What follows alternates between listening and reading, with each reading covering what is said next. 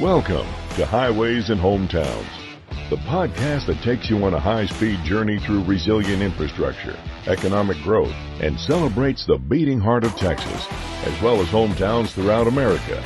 Join us as we dive into the triumphs and challenges of communities, adapting and innovating amidst the twists and turns that go into the extraordinary achievements that shape our world.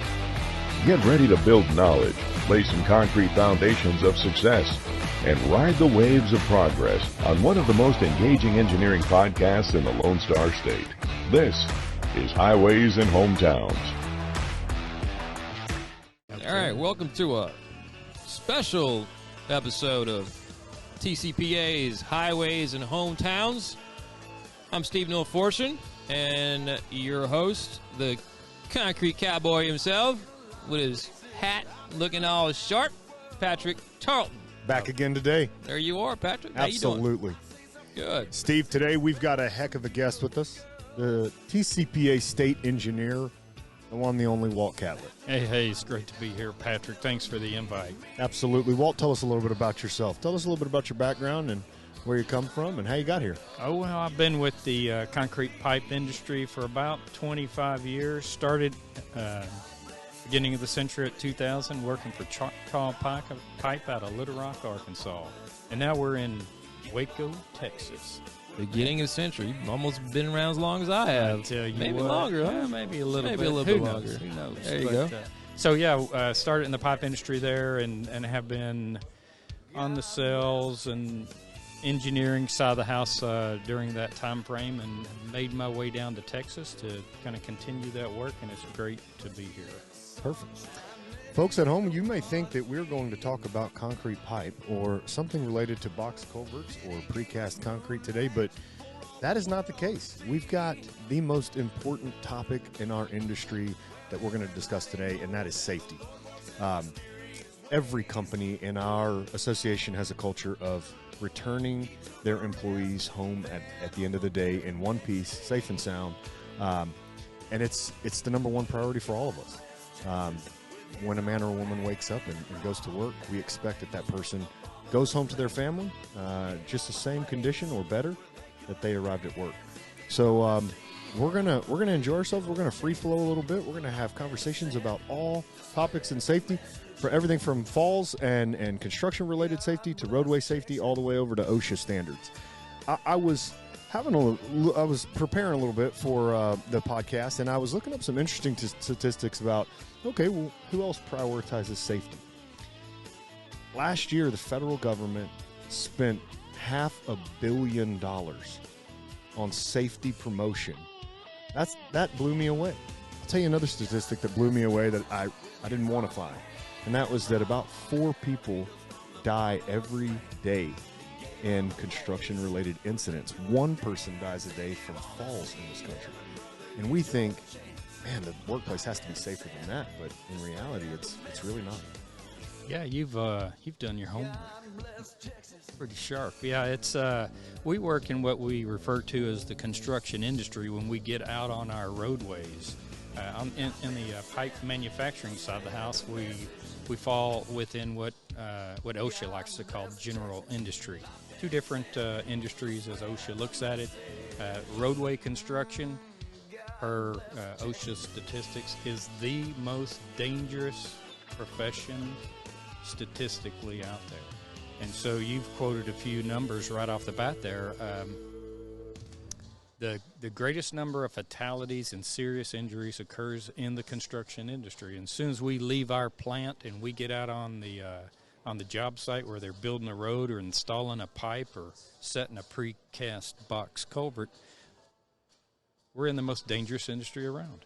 And interesting thing about it is we do a lot of raising awareness about safety with people who are in the field, and it's always alarming to me when I sit down and talk to them and I say, hey, at a concrete pipe plant, every day we have a safety brief before we send the personnel out into the plant.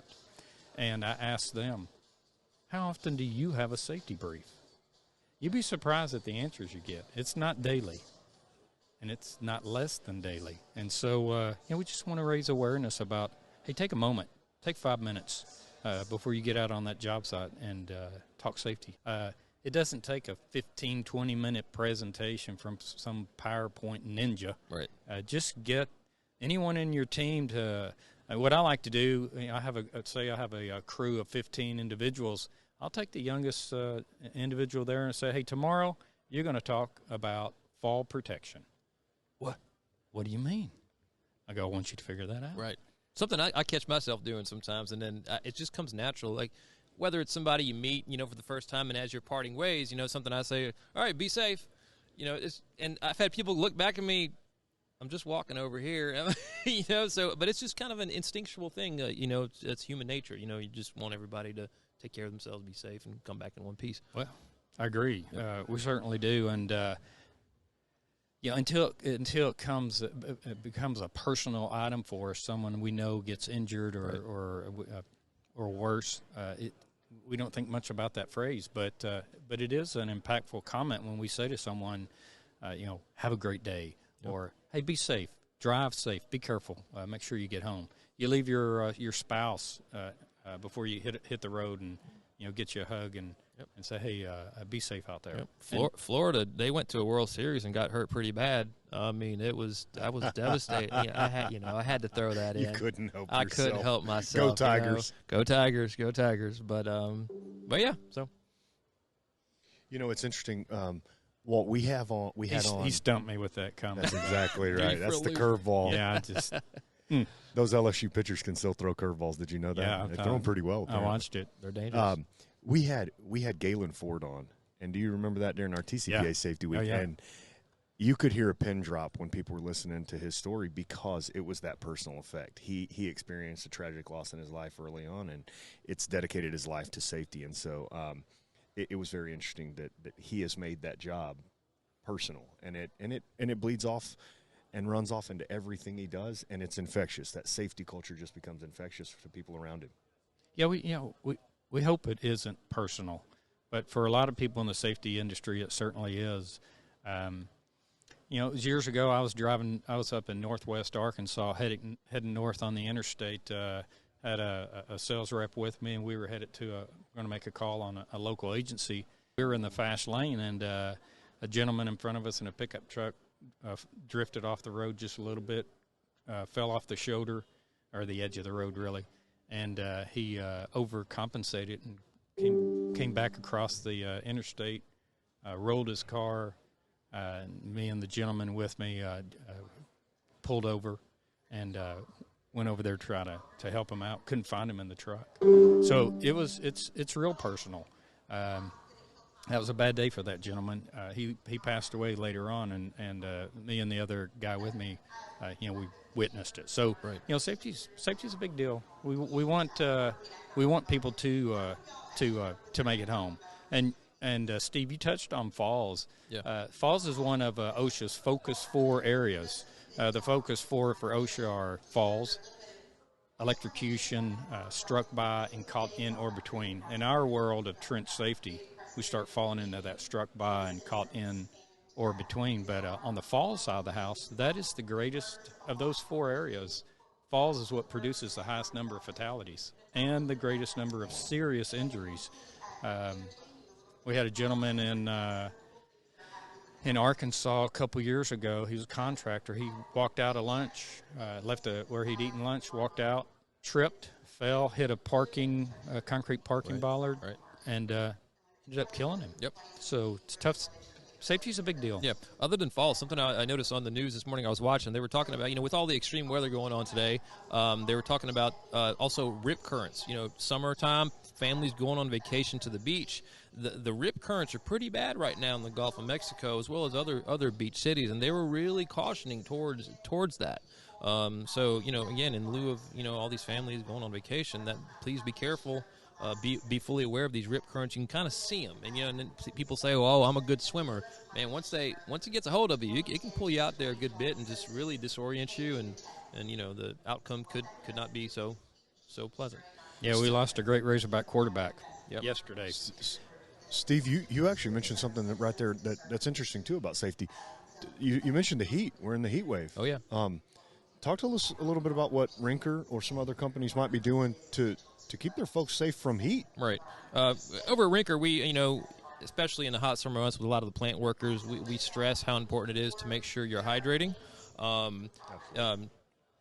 Not to give too much detail, but like even in the men's bathroom, there's like a little chart on the wall. Like if you're using a bathroom and it's too yellow or certain color chart, it tells okay, you should drink more water at these points. This kind of indicates whether you're well hydrated, not enough hydrated. And then in some of our areas like our Las Vegas facilities, okay, it gets really, really hot in Vegas. Now, hence it's a dry heat, okay. So, but even though it can get up to like 115, what it is in the shade alone can drop the temperature significantly. So for some of the workers who are out doing some of the finishing job on some of the concrete products, we've kind of installed some shading, shading overhangs and whatnot. Absolutely. And then we implement those, and it makes a difference. At first, I'm like, that's not going to do, but when you stand under, you feel an instant 15, 20-degree temperature just from that shade alone. So that's a couple things that kind of Rinker implements. Scott Russell gave he's Canadian. Yeah. And during our TCPA Safety Week, he gave an entire presentation on hydration. Yeah. And I thought that those little charts and those things that just pop out at you, right, they remind you. And right, it's a good reminder. It's something we ought to all be cognizant of. Yep. Yeah, that is. What are some other little things we can do? Well, golly, the list is long. I mean, it really is. But just some of the things that y'all kind of sparked made me think about while y'all were talking is a big one is suspended loads. And we go out to the job site and we're delivering concrete pipe, and people are down in the trench and pushing that pipe home. And I would say the majority of the time when I'm out in the field, there are gentlemen or there are workers in the field in the trench beneath a suspended piece of concrete pipe, and they shouldn't be. Yeah. And I always ask them, how often do you see a cable chain strap snap on a job site and something falls? Or have you ever seen it? Right. And 100% of the time, every one of them are like, oh, yeah, we see it. I go, well, then why are you underneath a 7.5-ton piece of concrete that could suddenly land on top of you? So that's a big one. I'll just raise awareness about that. Get your personnel out of the trench when we're installing that pipe and prevent a suspended load incident from being occurring on your job site. That's a big one. Not to go off topic too much, but this is kind of timely, this discussion we're having with the recent implosion of that submersible submarine. I mean, there were so many kind of safety red flags that stood out to me from the get-go, even before it went down, that they were warned over and over again by several entities, and then yet they, hey, we live once, or whatever philosophy they were kind of going with. I mean, that just kind of, that blows my mind. That something like that could have been easily avoidable. Well, you touch on something that's a big issue within. Patrick, you talked about how much OSHA puts out. Federal Highway Administration puts out a ton of safety information as well, and a big initiative they drive home right now is traffic safety culture. Yep. And it's it's not here we are at the Texas APWA annual event in Waco, Texas, and we have a whole slew of classes going on, and a handful of them are on roadway safety. Right. And so we have a room full of engineers and some maintenance personnel as well. But, it's much more than that. It's the educators out there. It's the key leaders. All these people carry a message at home, at school, in the community, and help shape our culture. They help, you got to hear it from more than, I hear it from a certain person. I might ignore it. Right. But I hear it from another person, and suddenly I hear it. We got to infuse a culture of safety. It's right. important. Well said. Yeah, we'll plug TxDOT here. TxDOT, carries that mission near and dear to their heart. Laura Ryan, Commissioner Laura Ryan, was big on her biggest the issue she championed the most was she just wanted one day where no one died in a traffic accident in Texas. Just one day. Just give her one day. And she carried that message loud and proud. And it's something that we need to be more cognizant of is traffic safety for sure. We can get there. We can get to that death-free day. We really can. We call it zero the road to zero. I was in a training with Arkansas DOT last month, and we were given a class on a federal highway program called Road Safety Champion. Right. And we pushed their initiative of, hey, let's get to the road to zero. And there's always someone in the room who's like, oh, we'll never get there. Right. We'll never get there. And so when we got done, it was actually that's how the class almost ended. Right. Walt, we'll never get there. I was like, geez, I just spoke for an hour. You're going to bring me down with that, buddy. And so, it was a good group. There was a good group, and there was probably 125 or so. And I said, hey, I want everybody in here to loudly say, we can reach zero. We can reach zero. And so you know how that always goes. It was going, we can reach zero. And I was like, mumble. And so I had to do the, football coach motivational thing or Marine Corps drill instructor. Yeah. Tell me like you mean it. Tell me like you believe it. And so they yelled it real loud, and I just walked straight out of the room like, I was some type of superstar. Yeah. Had to go back and pick up my laptop afterwards and all my other gear, but and that's the way to end it. On the road to zero, I mean, there's just more and more distractions, if you will, when it comes to drivers. I mean, from the phones to the people just – I see it every day. As much as it's preached on the news and safety councils and whatnot, people are still – I stand on red light, look over, they're on a phone, they're texting, they're taking a pic. I mean, they're still doing it. And aside from that, something I noticed, so traveling a lot, you rent cars, and so I've had the pleasure of, getting upgraded to a Tesla once or twice. Tesla's a very cool car, but the one flaw, if you will, I notice is, so it's very simple on the interior. They just have one screen, but it's in the middle. So I find myself, having I'm glancing to see, everything's in the middle, which they need to put something on a heads-up display or something, but it's just another distraction that doesn't need to be there. Anything that takes your eyes off the road, something that has to be improved. I think every state in the country now has, distracted driving laws, no texting while driving. I think we're now 50 for 50. I'm going to go back to the Titan sub because I think people hear that. They say they were warned. And if you walk up to the lady at the grocery store and say, well, if you were warned about a submarine having faulty equipment, would you still go see the Titanic in the submarine? And 10 people out of 10 are going to say, absolutely not. Yeah. But one thing as companies we preach a lot is stop the job, right? Yeah. If you see something, stop the job. Stop it. You have the power. Anybody has the power to stop the job, right? And it's amazing how hard that is to get folks accustomed to the courage, the discipline, to say there's something wrong with that, stop the job. I mean, I could be wrong. I don't know what kind of jurisdiction like the Coast Guard has, but my thoughts are, Coast Guard, they couldn't intervene and say, no, we're not allowing this. In the same way, somebody on the highway is like, no, you can't, that car's not, inspected or, doesn't have a hazard light, you can't drive it.